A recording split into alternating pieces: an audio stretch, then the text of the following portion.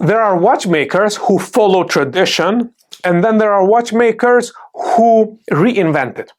And then there is François-Paul Journe, a maker who turned his own philosophy into a Latin sentence that has become an industry mantra.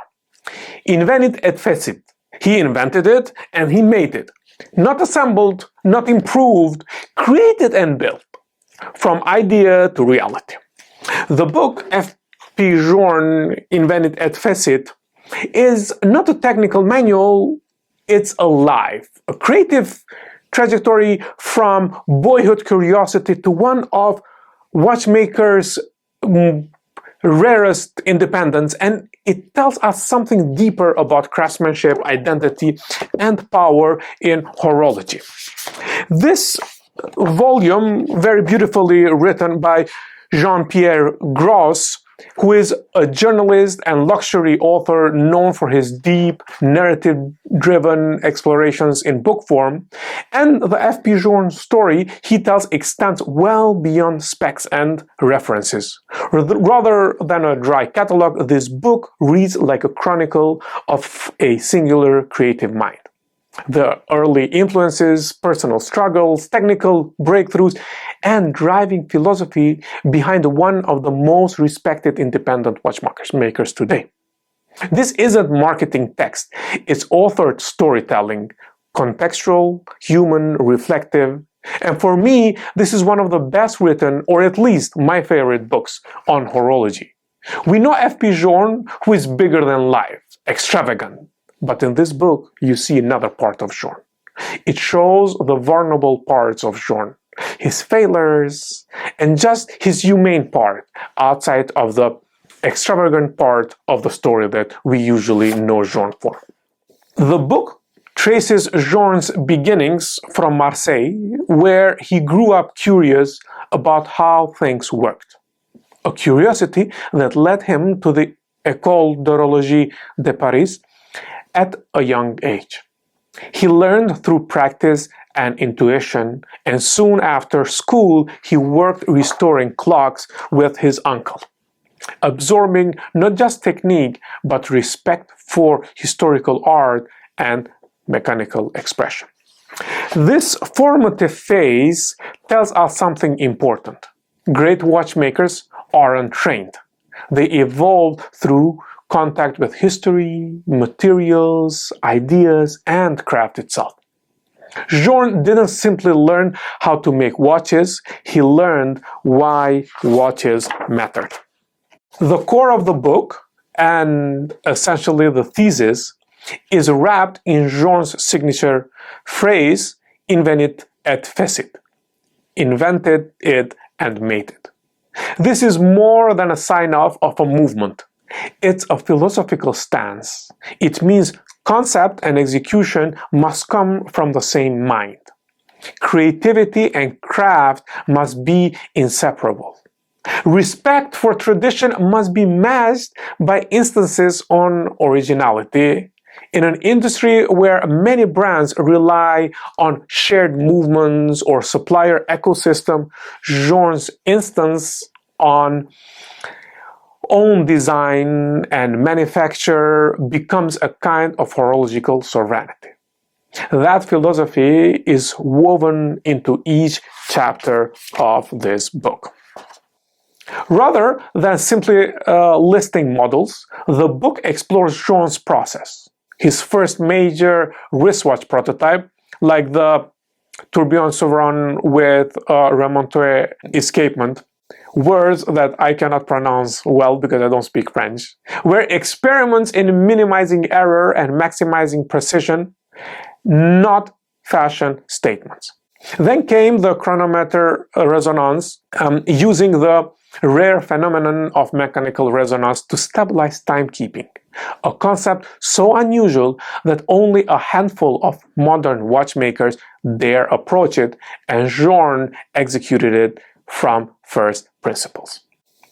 These sections read almost like a laboratory diary, revealing the thinking that precedes invention.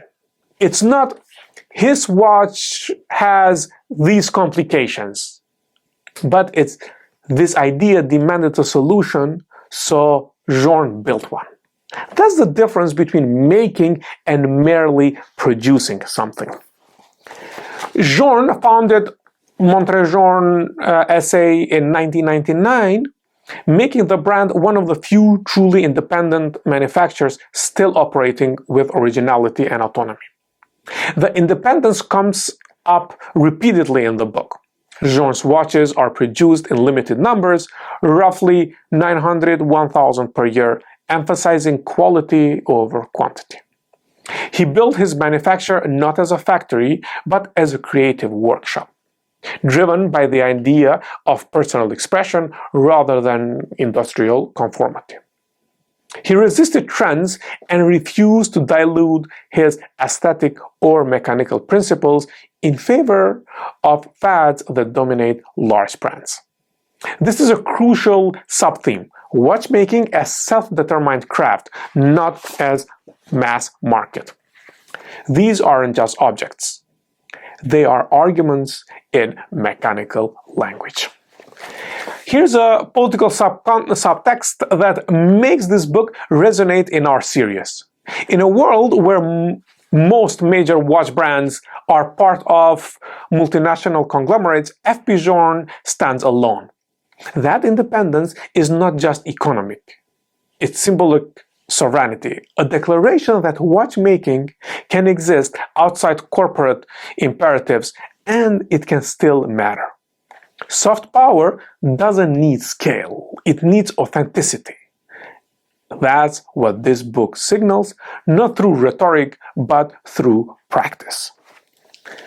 Journe's story also shows us how influence extends beyond his own watches. Collectors, museums, auctions, and even cultural figures like filmmaker Francis Ford Coppola's record-setting FFC prototype reflect how Journe's ideas have permeated not just horology, but collector culture at large.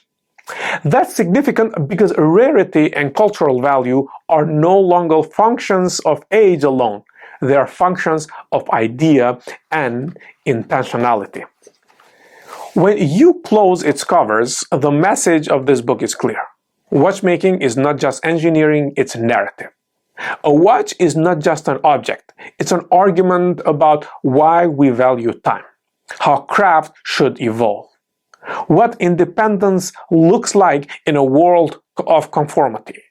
Journe's story is not a biography of a brand, it's a meditation on what happens when one person insists on doing things on their own terms and ends up redefining what those terms mean.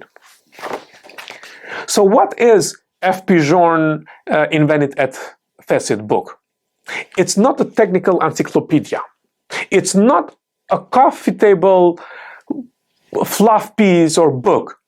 It's a creative manifesto disguised as a life story, a deep dive into the mind of a watchmaker whose principles became a brand philosophy.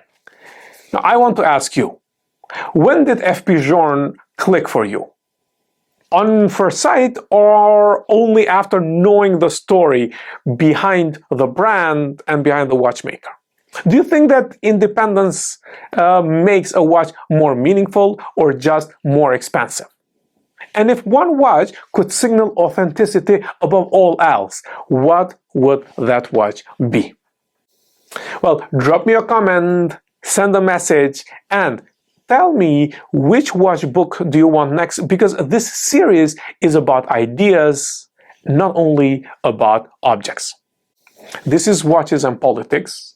Subscribe, share with the collector who always talks resonance and resistance and F.P. Journe, and I'll see you in the next chapter.